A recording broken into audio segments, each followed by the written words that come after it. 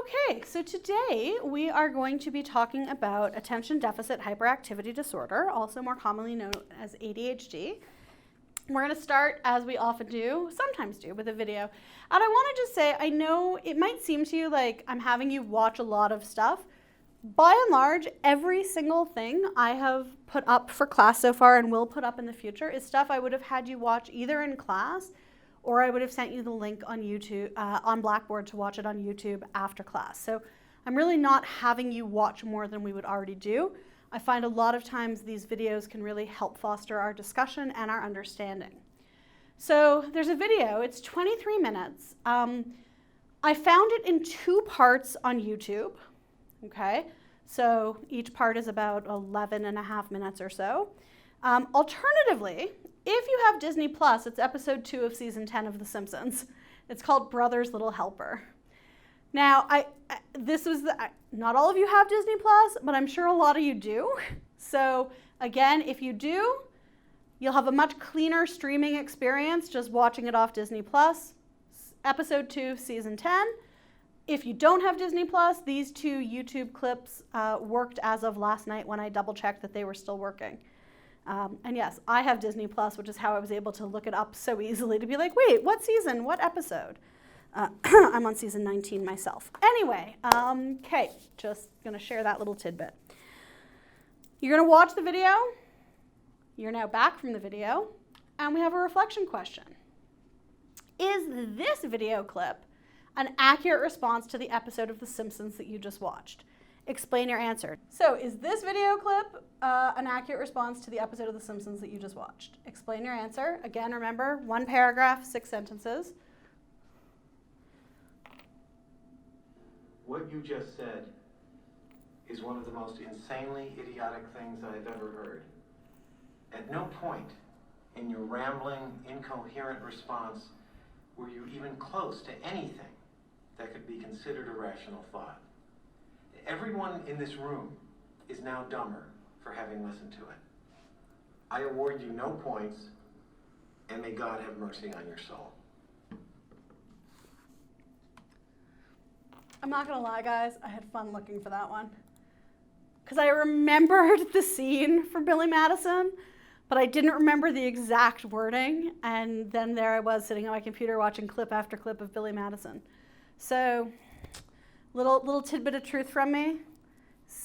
Used to have serious crush on Adam Sandler. He could do no wrong in my eyes until Big Daddy, and that was just wrong.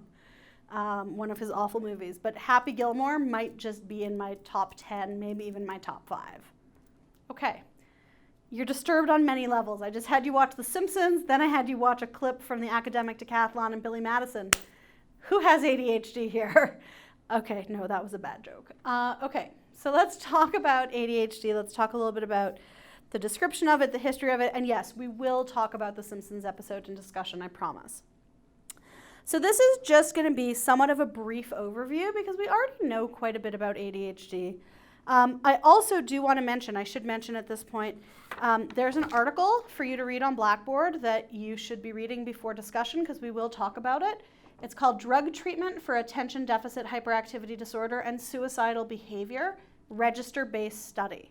So that's just something I want you to keep in mind. I don't want to forget to mention that I do expect you to have read that and be prepared to discuss it. So, ADHD describes children who display persistent, age-inappropriate symptoms of inattention, hyperactivity, and impulsivity that are sufficient to cause impairment in activities. So there's a lot to unpackage in there. Most importantly, age-inappropriate symptoms of inattention, hyperactivity, and impulsivity. We don't expect young children to sit still for long periods of time, right? When you watch a children's TV show, a half-hour episode is usually made up of either 2 or 3 briefer segments, because that's all children are expected to really be able to sit through. As we get older, the stuff we can watch gets longer. Okay, so we have to keep that age piece in mind. And we also have to keep in mind that it causes impairment in activities. So often in the DSM, we look at impairment in work. Obviously, for children, we're looking at impairment in school and impairment in other activities like sports and also family relationships. ADHD has been around for a long time. It was first described in 1775. Now, it wasn't given the terminology ADHD, but the constellation of symptoms and the presentation of the disorder has been around for a long time. So we got to remember that. An earlier diagnosis, it was actually called minimal brain dysfunction. So ADHD is a step up, right? Attention deficit hyperactivity disorder is far more descriptive and far more accurate. Very few cases of ADHD are actually caused by brain damage. And the stigma of this minimal brain dysfunction title was clearly something that had to go. In about the 1970s, they realized that there was an inattention component. Prior to that, it was really more of a focus on the hyperactivity and impulsivity, not as much on the inattention. Now, you will sometimes hear people use the term ADD, attention deficit disorder. That is not an actual DSM diagnosis. The DSM diagnosis is attention deficit hyperactivity disorder. So the core characteristics of ADHD. Inattention, and I just want to sort of pull everything up here. So attentional capacity, so our ability, the amount of information that we can take in and remember at any given time. Selective attention, so that's where there's lots going on and what are we paying attention to. So right now in this room, as I'm looking around and I'm thinking about what I'm focusing on the lecture. I'm also keeping an eye on the clock because I have to be out of here at a certain time. But I'm also aware that, like, I'm kind of thirsty. Maybe I should have some water. And I'm trying to remember when the last time I hand sanitized was. But I think I'm okay. But a child with ADHD would be sitting in the room and they'd be like, wow, Keith Richards, I didn't know he was in a band with John Lennon, because those are the posters that are on the wall. Madonna, did she sleep with both of them? Right? So that would be, and then there's Einstein staring at me. What does he have to do with that? Like, what? So that's what would be going on. The selective attention would be much harder for a child with ADHD to focus on me right now and on the slides and what's going on. This also, of course, ties in with distractibility. If you can't tune out the other stuff, you're quite distractible.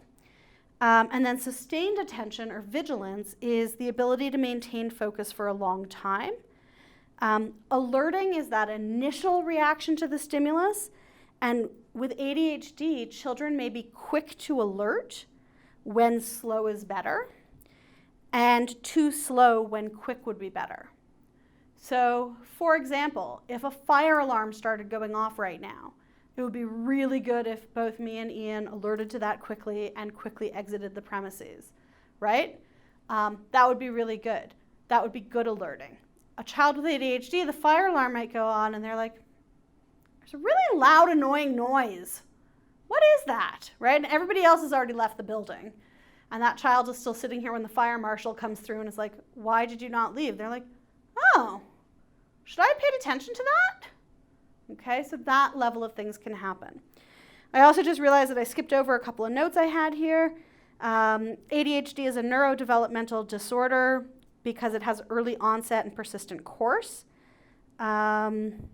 And the diagnostic criteria, probably the important thing that I skipped over was referring you to the diagnostic criteria on page 231 of the 6th edition. It's table 8.1, page 229 of the 7th edition. So again, I'm going to go through some of the important characteristics and part of the diagnosis, but you are going to want to go back and look at the actual DSM criteria as well.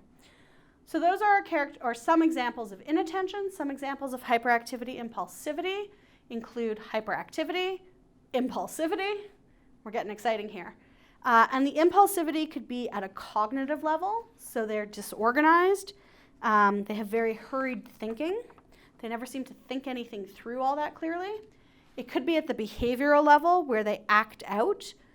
They might take some risks that they shouldn't be taking. Or it could be at the emotional level where they're quite impatient and quite irritable. So those are all things that can be symptoms of impulsivity. In terms of the presentation of ADHD, we have 3 predominant types that we look at. Predominantly inattentive, predominantly hyperactive impulsive, and also combined type. In order to be diagnosed with ADHD predominantly inattentive type, the child must be exhibiting a minimum of 6 symptoms of inattention. To be diagnosed predominantly hyperactive impulsive type, the child has to be exhibiting at least 6 symptoms of hyperactivity impulsivity. And for combined type, they actually have to have at least 6 of inattention and at least 6 of hyperactive impulsive. So they're actually having a minimum of 12 symptoms of ADHD. And if you think that sounds like a lot, it's because it is. Clearly, children who meet the diagnostic criteria for combined type, we're going to see that impairment. We're going to see how this is affecting them. For inattentive and hyperactive impulsive, sometimes those children don't get diagnosed because they, their parents, their teacher have figured out strategies to minimize the impact of the ADHD on their behavior, on their schoolwork, and so they're not distressed or impaired by it. So we have to keep that in mind, that distress or impairment component is really important. Now, you of course might be thinking, Carrie, why 6?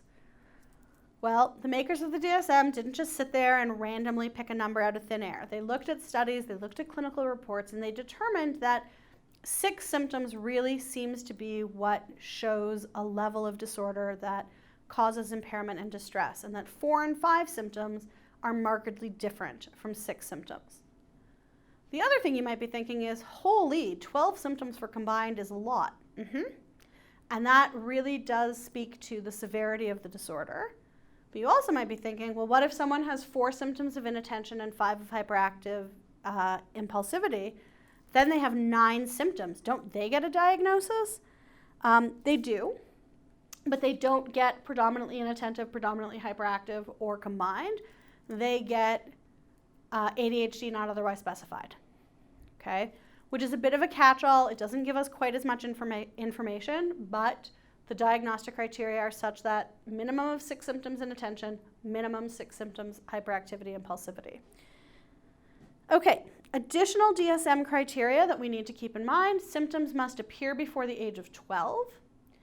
It has to persist for more than 6 months. So this isn't just a one-off. This isn't just, little Johnny started school and teacher is diagnosing him in October. This has to, now, teacher might make the suggestion in October that it's DSM. Parents would have to look back and say, okay, have these behaviors actually existed since April? And quite frankly, this year with what's going on with COVID, parents have a better idea of what their children are really like after spending so much time at home with them, right? Because typically kids are at school, we see our kids for a little bit in the morning, a little bit in the afternoon, and then on the weekends. Since March, we've all had our kids at home. We know what they're capable of. We know that those teachers weren't lying, and we know that when we were debating the $25 or the $50 bottle of wine, we should have bought the $200 bottle of wine. Okay? I'm just saying, as a parent. Not as a teacher, as a parent. Okay, the symptoms must occur more often and with greater severity than same age and gender peers. So here's the piece where we are considering context. So if we take 2 8-year-old boys, one who has ADHD and one who does not, we should see more of the problematic behaviors in the child who does have ADHD. If we're seeing a similar level, then it's not ADHD, it's just normal childhood. So if we take a grade 1 classroom, second week of school, grade 1 classroom, it's the first time children are expected to sit at their desks for long periods of time, and we see that in the 15 minutes before lunch, all the boys are squirming around in their seats like they just can't wait. We can't say all of them have ADHD. They might, it's unlikely.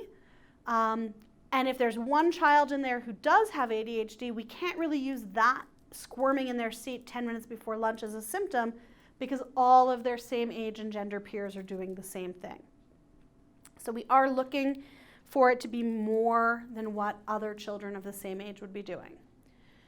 Also important that the symptoms occur across 2 or more settings. If it's only happening at school and nowhere else, the child doesn't like school.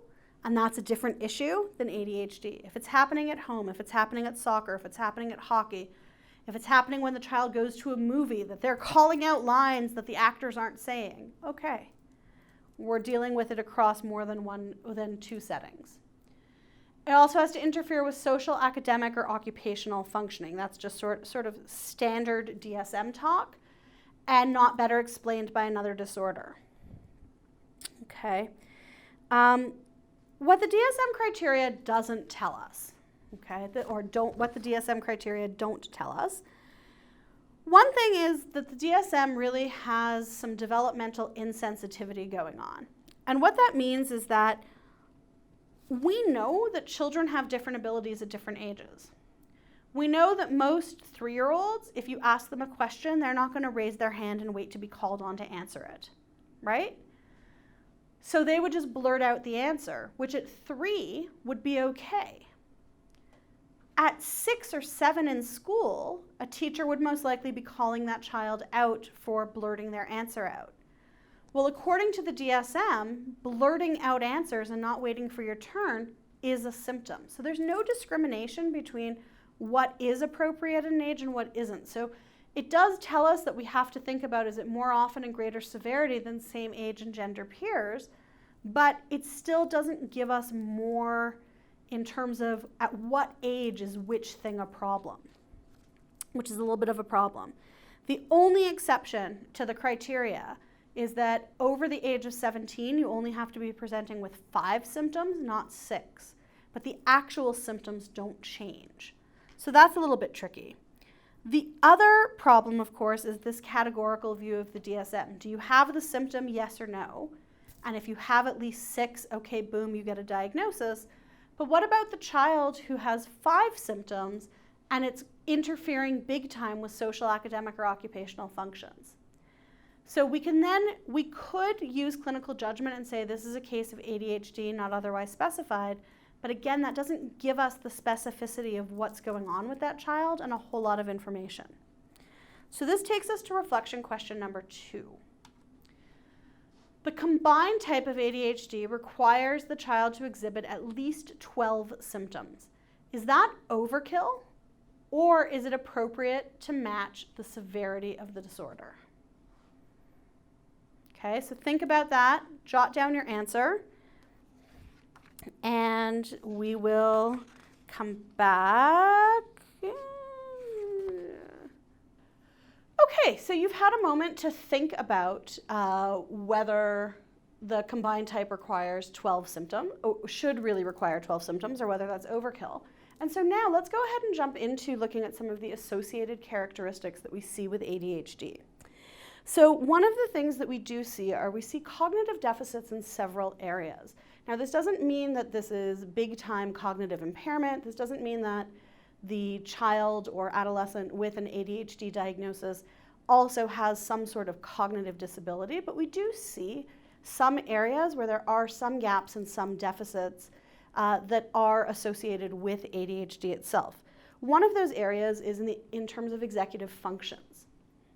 Now, when we're talking about executive function, we're talking about sort of the big stuff that we do, right? So we're talking about activating, integrating, and managing other functions. So things like self-regulation. So that ability to sit still, that ability to resist calling out an answer when our hand is raised. That's all stuff that we regulate in our behavior. The child with ADHD has trouble with that. Working memory is another piece. So again, most of you at this stage have taken cognitive psych. So you would know that we have different types of memory. So we have our short-term memory, our long-term memory, our working memory. And our working memory is where we hold on to those pieces of information for just a couple of seconds up to a couple of minutes while we're actively kind of working with it. So that comes up a lot in terms of things like with logical reasoning, where we have to think about what different outcomes could be to help us make the decision, or with math problems. So we start seeing some of those areas of problems for children and adolescents with ADHD because they have trouble with executive functioning.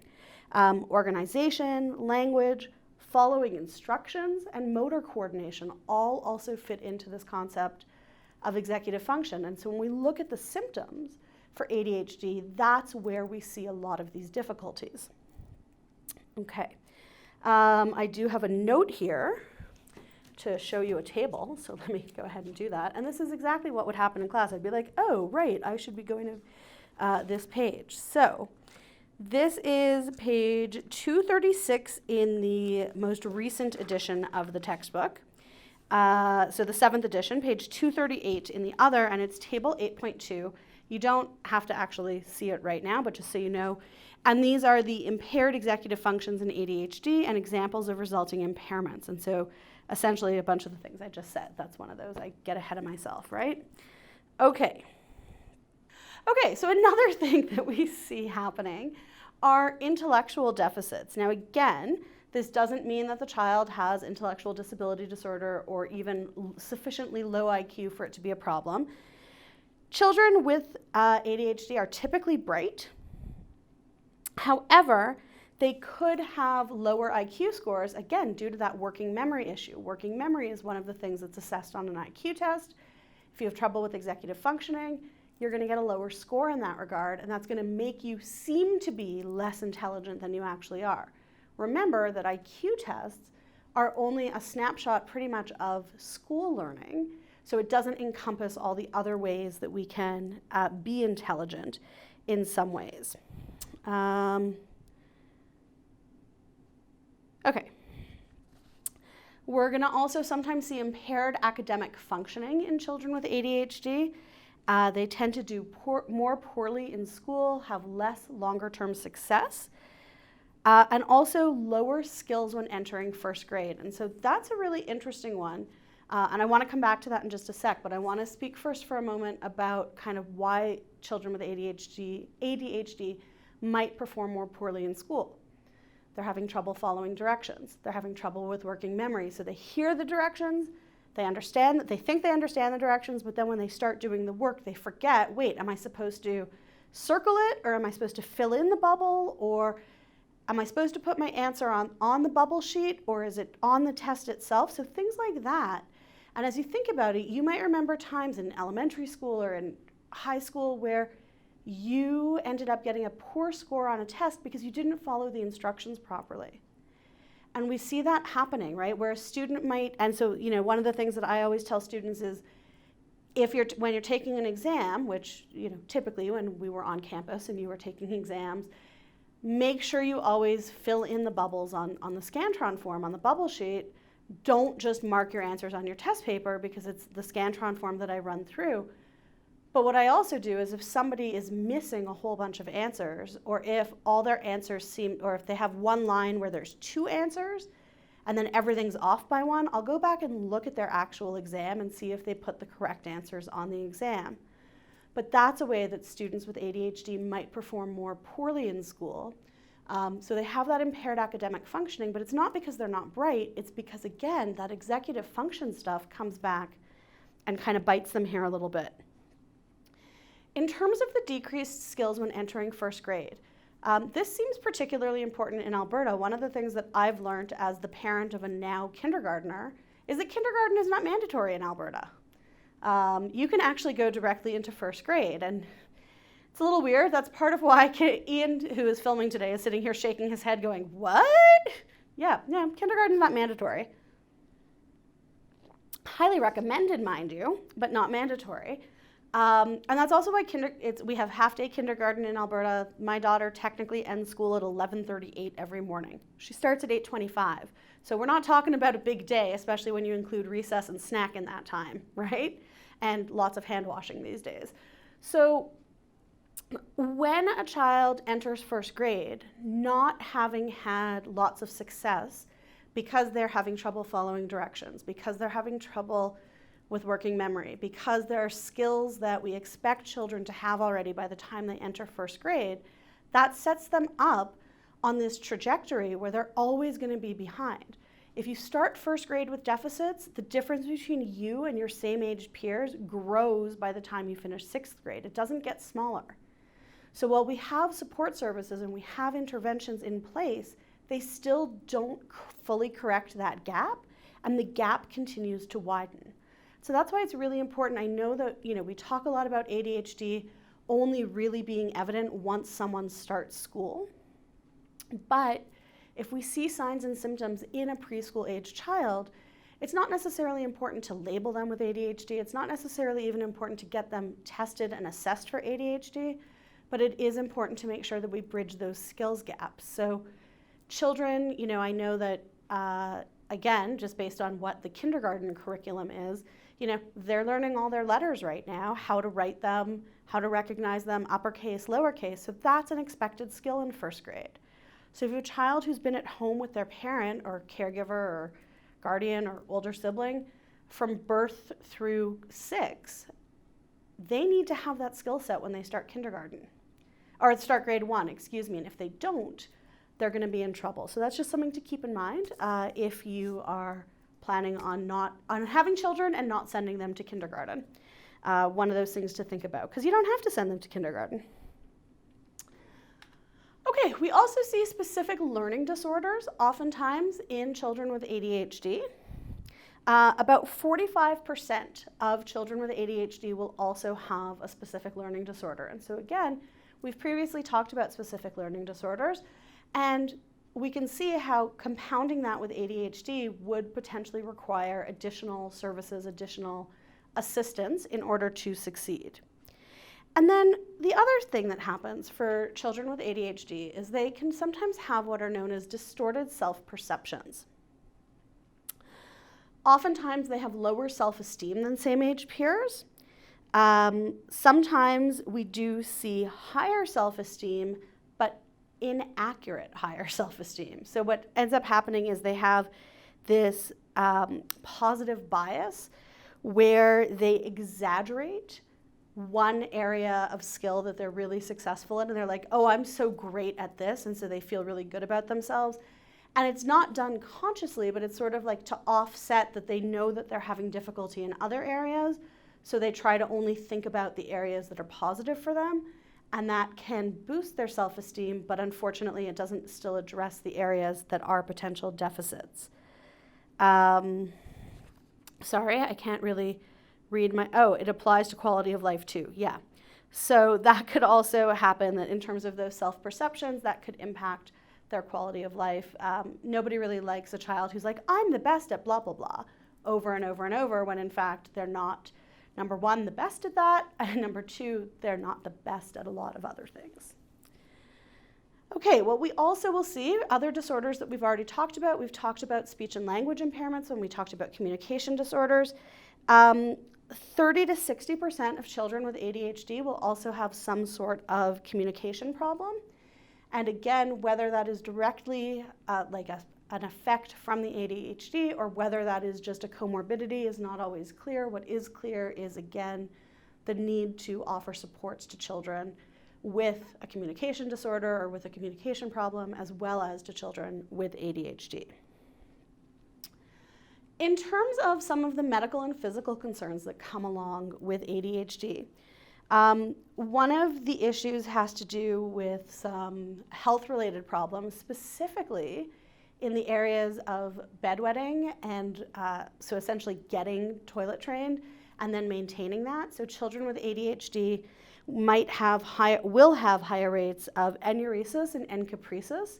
So enuresis is inappropriate daytime or nighttime wetting past a certain age. So I believe the DSM criteria are, and again, I don't have my DSM with me because it's locked up in my office, but I believe, and so don't quote me on this because I could be slightly off, but we wouldn't diagnose enuresis until a child is older than the age of 5. So if they are having a lot of pee accidents past the age of 5, when they have previously already been successfully potty trained, so they've successfully been dry, been in underwear, go to the bathroom as appropriate, we would then only diagnose enuresis if they were having a significant amount of accidents and they were feeling distressed and showing signs of impairment over it. For nighttime, I believe we don't diagnose until after the age of 6. So again, some children take a longer time to night train to recognize that they have to go to the bathroom when they're sleeping. Eventually everybody gets there, like you guys aren't still wetting the bed, right? So everybody gets there eventually. We give kids a little bit more time to get through nighttime wetting. And encapresis is when children will have poo accidents. And so it's not deliberate. So there is we will talk a little bit about some conduct disorders in another class, and sometimes children, and this actually happened to me, so here's one of these fun stories, not to me personally, like, got to clarify that. I was working at an overnight camp, and we had a child who was really deeply unhappy, and we actually figured out who it was, but that's a whole other story. But this child would go to the bathroom, would poop on the floor next to the toilet, and then pick it up and smear the walls with it. That is not encapresis. That is a child with behavior problems, right? That was, and what was happening was the child was trying to get kicked out of camp, and nothing else was working. So smearing poo seemed like the way to make that happen. It did. We can't have someone, it's a health risk, above anything else. But encapresis is when a child who, again, previously was successful at going to the bathroom, not crapping their pants, and now they're having accidents again. And that isn't diagnosed until past the age of 4. With children, all that to say, children with ADHD who are distractible, who have trouble sustaining attention, they might not be cluing in as much to the cues their body is giving them that they have to go to the bathroom, and they might be having accidents for that reason. And so we will potentially see enuresis or encapresis in children with ADHD. We'll also see some sleep problems in children with ADHD, and that could be from a couple of different things. That could be the ADHD itself, right? So that energy that they have going. It could also be a side effect of the medication they're taking. If we're using medication to treat their ADHD, usually it's stimulant type medication. Stimulants keep us up. As I have a sip of my coffee to make that point. You're much happier when I'm caffeinated. Trust me on this. Just trust me on this. But too much caffeine, too much stimulation, so too much of a stimulant medication could lead to sleep problems as well. Sleep problems could also be due to anxiety that some kids with ADHD have. They know that there's something not quite working for them, right? I think we like to think that children with ADHD don't know there's something wrong with them. They're just wired a little differently, but oftentimes they do know because they see that their same age peers are behaving differently in the classroom, or they see that their same age peers are more successful, or their same age peers are doing better at sports because they can focus on what coach is saying. They can stay focused on the game at hand. And that can make them feel pretty anxious that they are in fact different and they are struggling and they don't know what's wrong with them and they don't know how to fix it. And of course thoughts like that would keep anybody up at night. So of course it would also keep a child up at night. And interestingly, they also see that in some children with ADHD, they have earlier diagnoses of asthma than some other kids. And that's just sort of a weird health thing. What it suggests to us, of course, is that we know that neurotransmitters and when things are sort of off in the body, it doesn't just affect one part. So again, we do see that, just sort of an associated effect. The other thing that we see from a medical and physical concern standpoint has to do with accident proneness and risk-taking. So when we're faced with a choice of whether to engage in risky behavior or not, we often think, most of us, especially when we're not intoxicated with alcohol or drugs, we'll think through whether the risk is worth taking, right? When I was in graduate school at another university that was near ours, there was an incident where a student decided to take a shortcut across campus to get back to his dorm from a party. And the shortcut he took involved walking along the roof of a greenhouse. Now, if you pause for a moment and think about what a greenhouse is made of, and you think about what the roof of a greenhouse is made of, you could see how walking across that roof might not have been successful. And he might have fallen through the glass and been found on the ground of the greenhouse. He did not die. He was injured. Now again, he was intoxicated. It was night. We're going to call it that. A child with ADHD who has a friend say, "Hey, I bet you can't walk across the roof of that greenhouse." The kid goes, "Sure I can, watch me." And they do not succeed, right? They're more likely to take risks because they can't think through what the consequences are. They can't, that again goes back to that executive functioning piece that we have problems with. So they're more likely to take risks and to have accidents for that regard. When you think about things like even driving a car, right? When you're driving, you are hopefully focused on what's happening. And you may notice at some point, like, oh, I'm getting kind of warm, but you know where the button is for the air conditioning or the temperature control dial. And you don't really have to take your eyes off the road for more than like a split second to fiddle with it, if you even have to.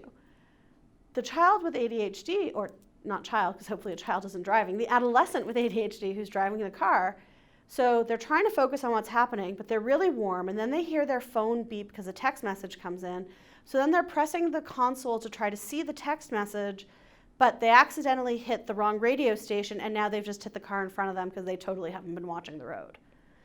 So we see more accident proneness and we see more risk-taking behavior in children and adolescents with ADHD. We're also, with the risk-taking, we're going to see higher rates of drinking, smoking, drug use, risky sexual behavior. That all goes as part and parcel of the increased risk-taking package. Other issues that come up are social problems, and these can fall into two categories. So children with ADHD will have trouble both with peers and with family. So they might have some family problems, and they might have some peer problems. Now, the family problems sort of go both ways, and it's hard to know where to intervene, like which to target first, because the child or adolescent with ADHD is having a hard time following routine, following instructions, doing what they need to do. So then the parents are getting frustrated and yelling at them, which further feeds into them having trouble focusing, because now I'm getting yelled at, but I don't know why I'm getting yelled at, right? And so it further escalates. And so do we work with the parents on like, hey, listen, your child has ADHD. You need to calm down a little bit. You need to remember that they can't process everything you're telling them. They don't remember everything. They need lots of reminders. Do we work on the child and say, okay, we need to establish these routines. We have to get them to be so routine-like and habit-like that you don't even need to think about it. We probably need to work on both. Okay, but especially for parents who have one child with ADHD and one or more children without it, that child with ADHD they get frustrated with because, like, why can't you just be more like your brother or sister, right? Like, I told you to go make your bed. Why have you not made your bed yet?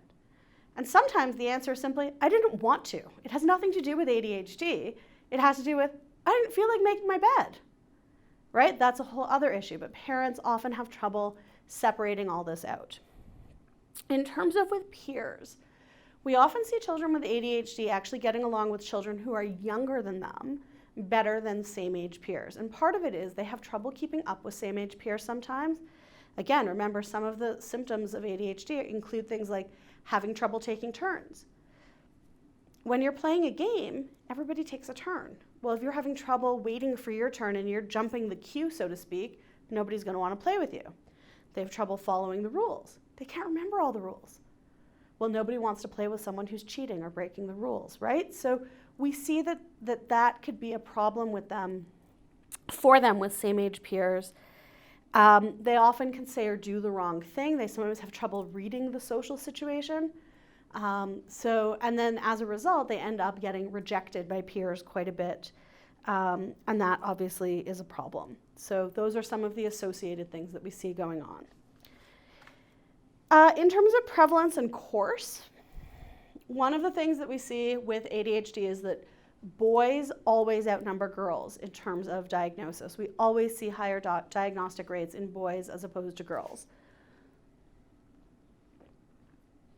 And this is one of those things that hopefully will come up when we meet for discussion group, because there's a couple of different reasons for it, and I think there's some rich discussion there. One of the issues is simply biological. For some boys, we know that males, particularly in adolescence, will sometimes lag compared to girls in terms of brain development, particularly in the frontal lobe, where guess what is centered? Right, if you said executive function, you're correct. So we do see that for some adolescent males, as they get older, as their brain development catches up to where it needs to be, or just finishes, so to speak, those symptoms of ADHD will go away. But the other thing we see going on is the structure of schools. Elementary schools in particular are really designed for girls to succeed. If you think for a moment about how many male elementary school teachers you had, that number is probably close to 0, with the exception of your gym teacher, who was probably male.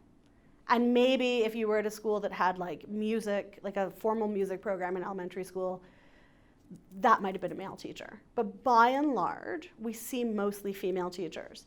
And I see that even at my daughter's school. All of the kindergarten teachers, all of the kindergarten assistant teachers, all of the aides in the classrooms to help with children who need one-on-one help are female. The structure of the elementary school, principal and assistant principal, female. Office staff, all female.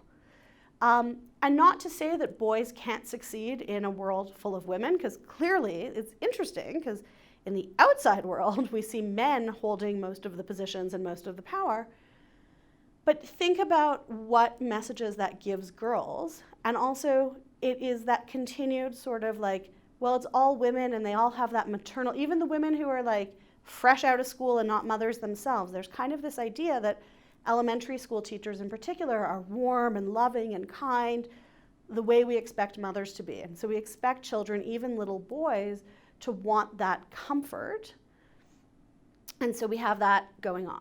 Then we have things like, you have to sit quietly. Well, who's better at sitting quietly, a 5-year-old boy or a 5-year-old girl? That would be a 5-year-old girl.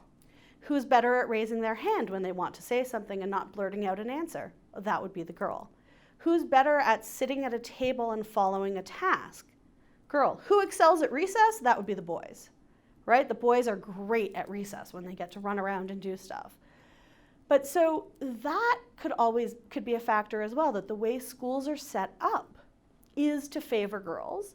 There's also more emphasis on language, which typically girls are earlier at developing language and using language than boys. So that could be a factor. So hopefully this will come up in our discussion when we meet to discuss. Okay, in terms of socioeconomic status and culture, we do see higher numbers of ADHD in lower socioeconomic status. There's a myriad of factors that can contribute to that. So part of it can be that these are also students in schools that have over-enrolled classes. Teachers have less patience, less ability to give one-on-one attention. So children are getting diagnosed with ADHD because they're trouble, and the teacher is saying, I think your child has ADHD. And the parent is then taking the child to the family doctor and not getting properly assessed. It could also be, so that's in the cases where it might not actually be ADHD, but it might be. We also then look at things like the role of nutrition and hygiene and safety and security. So again, thinking Maslow's hierarchy of needs. People in lower socioeconomic status situations might not be meeting their basic needs, so they definitely aren't able to attend to higher order needs, and some of the higher order needs involve a little bit more higher order processing, so we might see deficits there as well. If a child doesn't know whether they're going to have a bed to sleep in that night or if they're going to get fed when they get home, how are they expected to concentrate in school? So we really need to work on making sure that every child has that basic safety, security, and that includes a safe home, food, people who care about them, before we can really be worried about how they're achieving in school. They can't achieve in school if they don't have those things. The role of culture in ADHD is less clear. White children are more likely to be diagnosed early, though. Black children are more likely to be diagnosed later. That again probably has to do with schools, has to do with also resources, with parents being perhaps more attentive to it, teachers being more attentive. We know that unfortunately, not all schools are created equal. We know that not all schools have equal numbers of students enrolled. We know that not all schools have the same money behind parent-teacher associations to fund extra services or extra supports or extra enrichment in the school. And what we do see is that typically inner city urban schools will be more overcrowded, less attention per student, and those schools are going to have higher concentrations of students from different ethnic groups. We're going to see higher rates of Black, Indigenous, and people of color in those urban inner city overcrowded, underfunded schools. That's particularly true in the United States. Still true in Canada, let's not get that wrong, but it's going to be even more prevalent in the US. But what we do know is that ADHD is seen all over the world. And so that's one of those things that does say this is a real disorder. This is a disorder that affects children and adolescents and adults all over the world. We just see really big differences in the diagnostic rates in different parts of the world, and whether it's a developed country or a developing country. But those are all definitely factors. Okay. All right, in terms of theories and causes, we're going to first take a look at our genetic influences.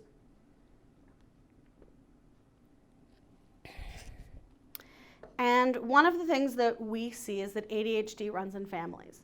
So we know that if there's a first-degree relative who has ADHD, so a parent, a sibling, there is a chance that that other child or another child will have ADHD, a higher chance than another child who's from a non-ADHD impacted family. So we do see that. We also have support for the idea of genetic influences through adoption and twin studies. The rate of ADHD is 3 times higher in biological parents than adoptive parents. So when we have a child with ADHD who is adopted, it is much more likely that their biological parents also have ADHD than their adoptive parents. And so that speaks to the genetic component and not necessarily the environment. So when we have adoption studies, remember that if we know the biological family, the family of origin, we know their history, and we know the medical and psychological status of the adoptive family, we can see what might be nature versus nurture. So a child who has ADHD who's with an adoptive family where there is no ADHD very well likely has parents with ADHD, and that suggests that genetic component. I hope I made that clear. I'm saying it out loud and I'm like, I think that's clear, but I don't know. Still waiting for the coffee to finish kicking in. Twin studies. We see a 65% concordance rate for monozygotic twins. So that's pretty strong. Now, it's not 100%, so that tells us it's not strictly genetic. If something was strictly genetic, it would be a 100% concordance rate between monozygotic twins because genetically they are 100% the same. But 65% is fairly strong, and so that too supports this idea that there is a genetic component to it. In terms of specific genes, we've arrived at the point where we have been able to identify that dopamine regulation is an issue. Okay, so dopamine is regulated in part by serotonin. Serotonin also regulates norepinephrine. So we know that dopamine regulation seems to be an issue, that genes that somehow impact dopamine regulation may be a factor in the development of ADHD. We're not at a point, though, where we have pinpointed this specific gene or this specific defect on this specific gene means that the child will have ADHD. So we're not quite there yet, but we're getting closer, which is always helpful. Another cause, pregnancy, birth, and early development. So we're going to go back to the blame the mother stance here for a moment of psychology. This is why that, every stereotype typically comes from some little truth nugget. It's just then gotten exaggerated and changed like through a game of broken telephone over the years. But we do know that smoking, drinking, using illicit drugs, and being exposed to many different toxins when a woman is pregnant, we're more likely to see a child with ADHD. Okay. But these are contributing factors. It's not causal evidence. And also, again, we can't take women and say, hey, we want you to get pregnant and then we want you to smoke a pack a day to see what happens to the baby, right? Like, that's way unethical. So we can't have, poor Ian is cracking up back here. We can't have, with pregnancy studies, we can't have that causal link because the thing is we take a sample. So we can say, we ask women when they're pregnant, do you smoke? And if so, how much? And in fact, a lot of doctors, for a woman who's a heavy smoker who is pregnant, they will not recommend quitting.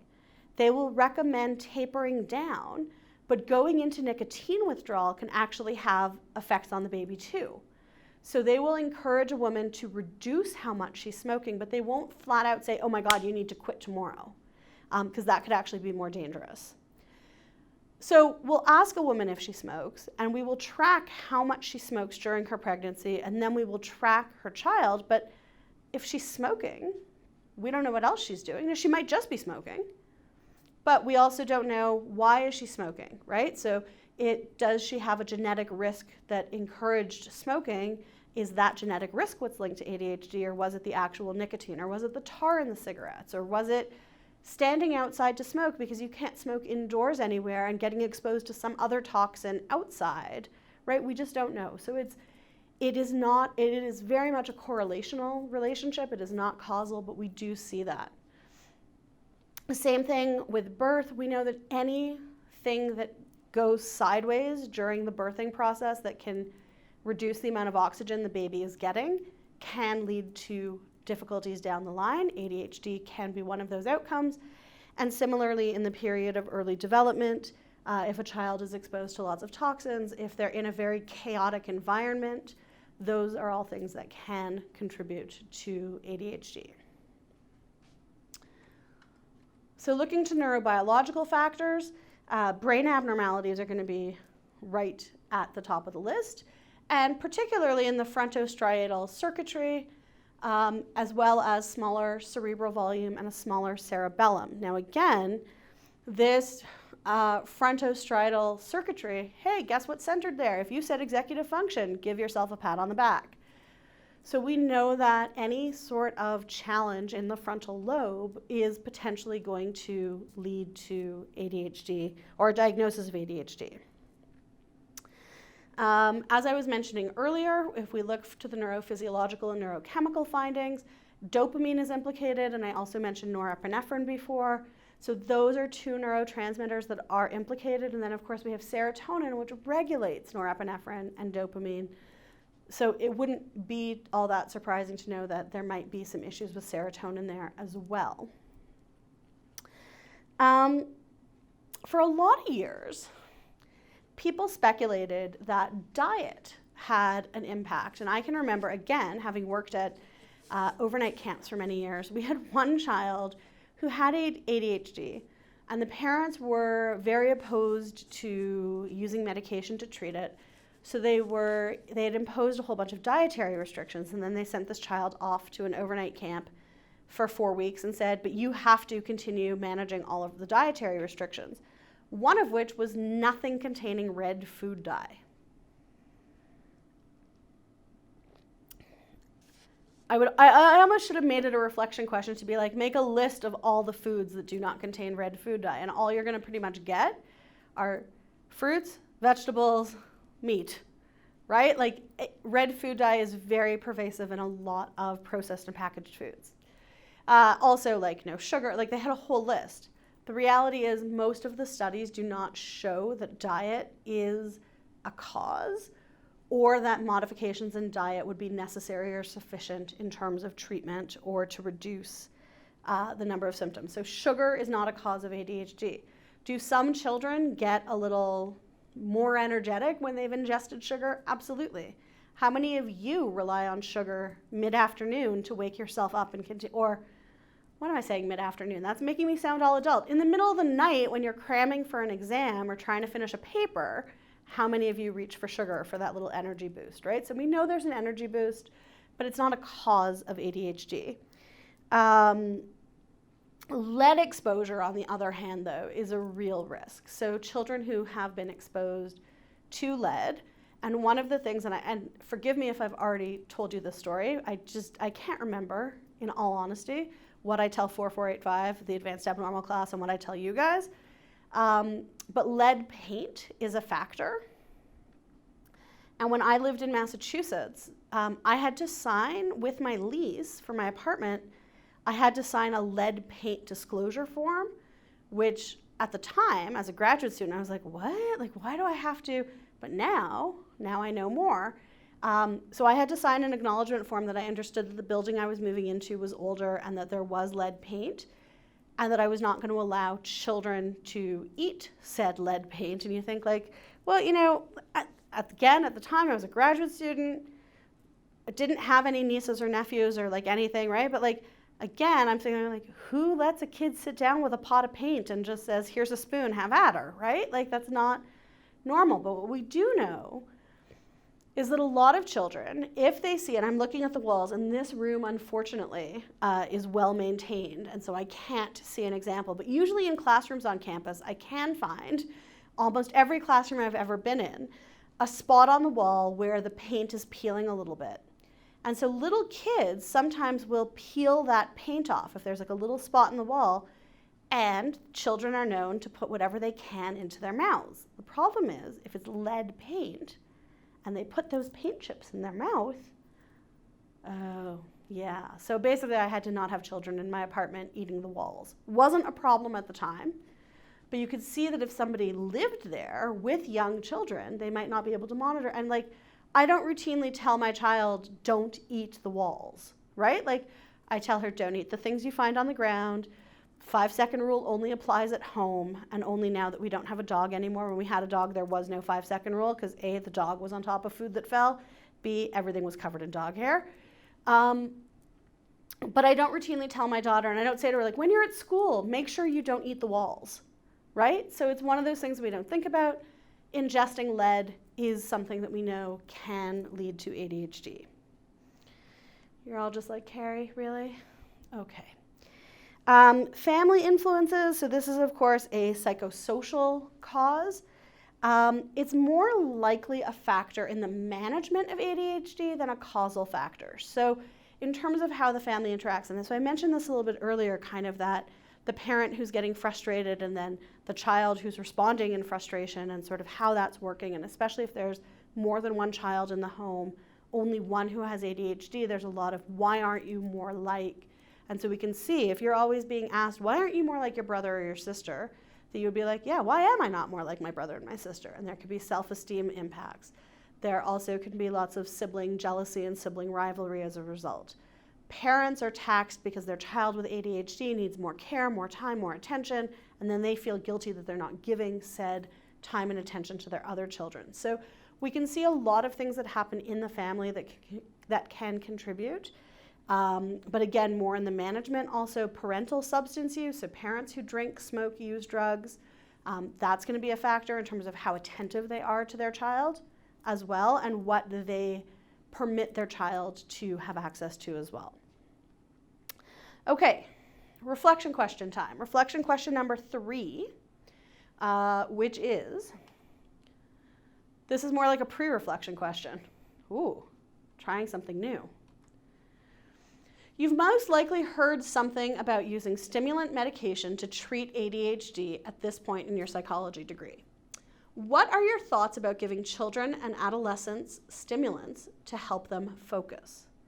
So I want you to really think about that and write your answer down to that before you go on with the video, because the next thing we're going to talk about is treatment for ADHD. But so this is really like a pre-reflection question. Please do take a few minutes right now, jot the question down or jot your answer down to what your thoughts are about giving children and adolescents stimulants to help them focus. Okay, so now that you've had a chance to think about that, let's talk about treatment for ADHD. And medication is going to be oftentimes first-line treatment. In a lot of cases, it's going to be the only treatment. So again, remember, we've talked about how the diagnostic process often works, even though it's not the ideal diagnostic process.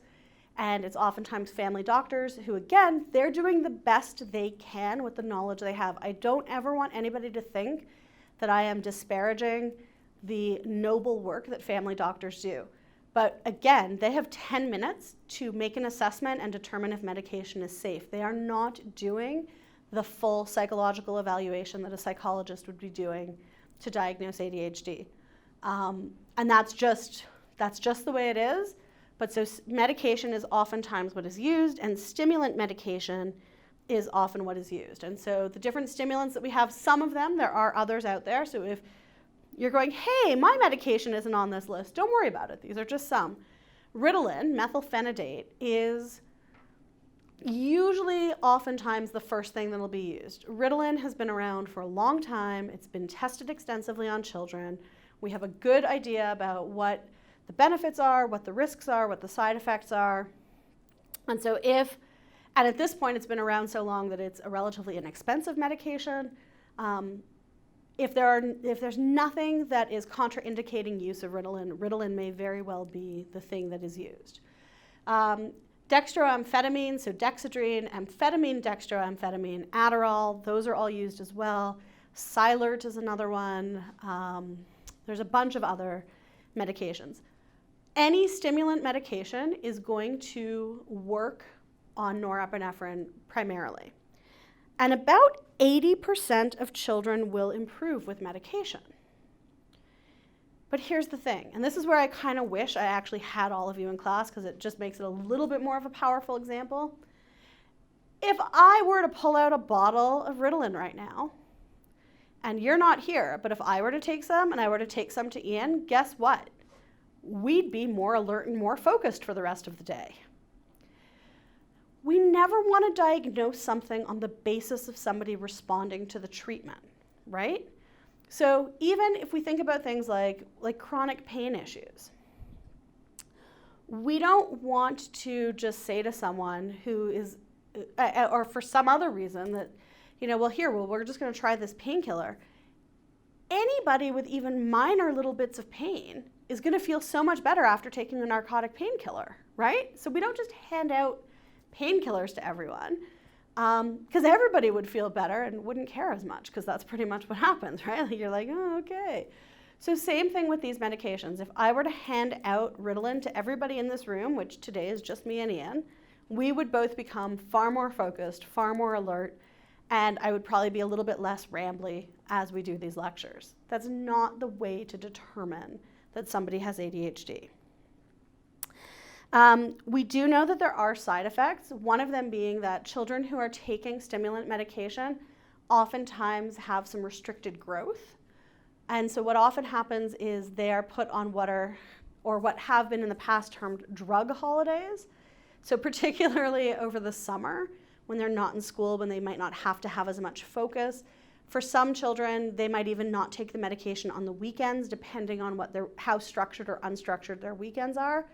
And that's to give them a chance to grow. So we'll often see children who take stimulant medication, who take a break in the summer. That's when they'll have a big growth spurt because their growth is restricted during the year. We'll also sometimes see children who are taking stimulants who are having difficulty gaining weight, which also contributes to the growth issue because they're just not hungry. Stimulants tend to make us not hungry, which is why they're also sometimes used as diet aids. And then I had already mentioned that sleep difficulties could be a factor. We also, part of why a physician definitely has to be involved, physicians are the ones who do the prescribing, is we have to make sure there's no underlying cardiovascular concerns because we do not want to give someone with cardiovascular issues a stimulant medication that's going to make their heart beat faster. That could be no good. Okay. The other issue that comes up, of course, with our stimulant medications is the potential for abuse. And this is something that I was surprised years ago when I first heard about it. You might be surprised, but probably not when you hear about it right now.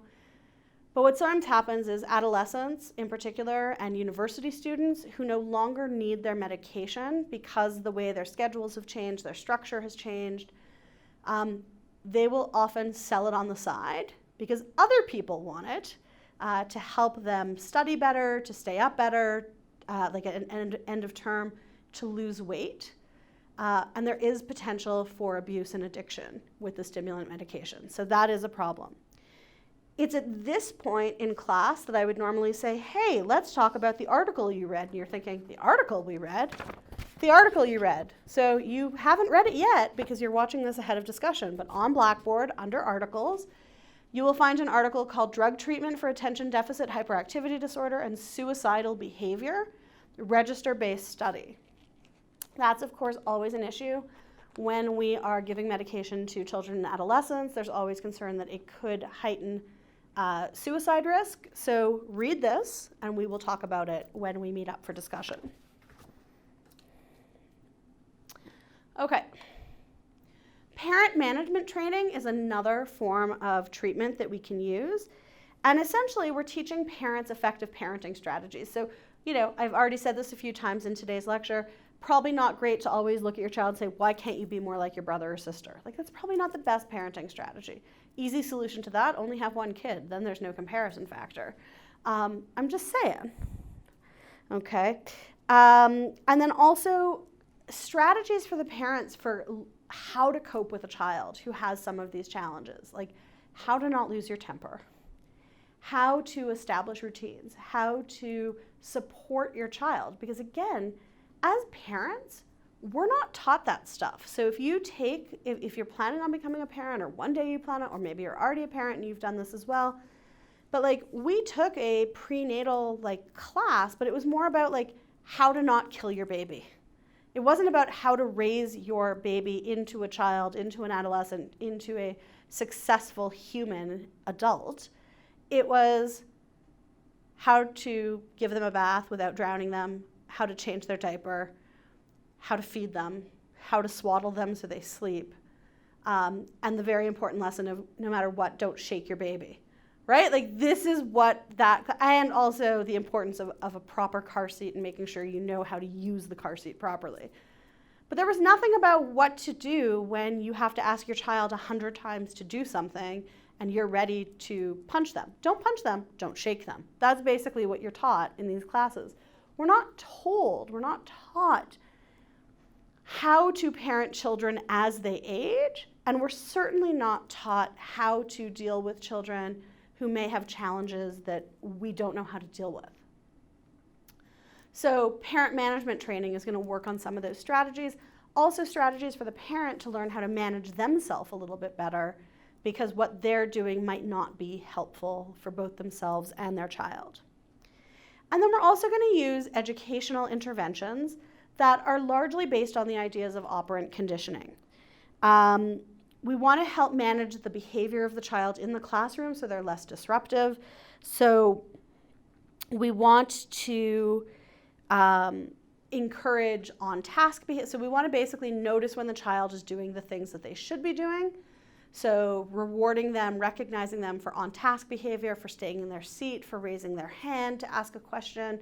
And then we also want to work on extinguishing the behaviors we don't want. So if our little child, and again I'm going to go with a boy because we know that ADHD is more common in boys, Johnny is constantly calling out answers, teachers oftentimes will respond to that. No, Johnny, yes, that's the correct answer, but you needed to raise your hand. Instead, Johnny calls out an answer, just ignore him.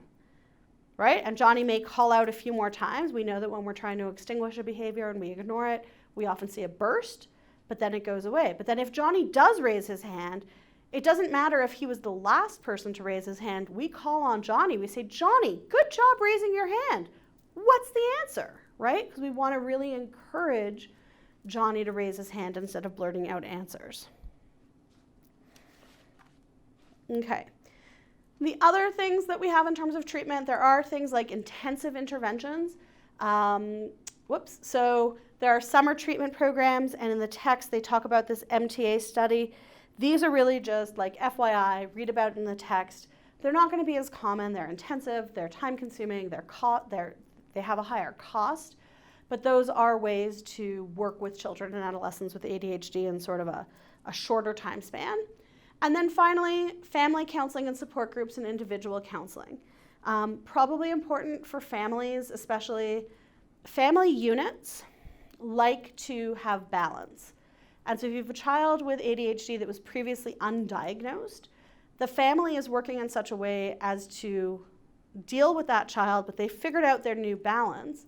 Once that child starts changing behaviors, the family is thrown out of balance. So having some family counseling, some family support to figure out this new balance, to support parents and siblings as well.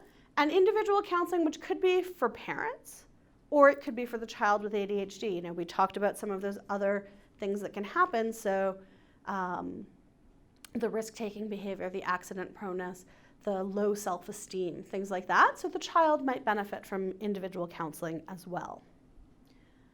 And finally, reflection question number 4. Would your answer to question 3, so remember, question 3 was that pre-reflection question, be different now that we've covered treatment for ADHD, now that we've talked about options other than medication? So go ahead and answer that, and once you are done with that question, that is the end of this video.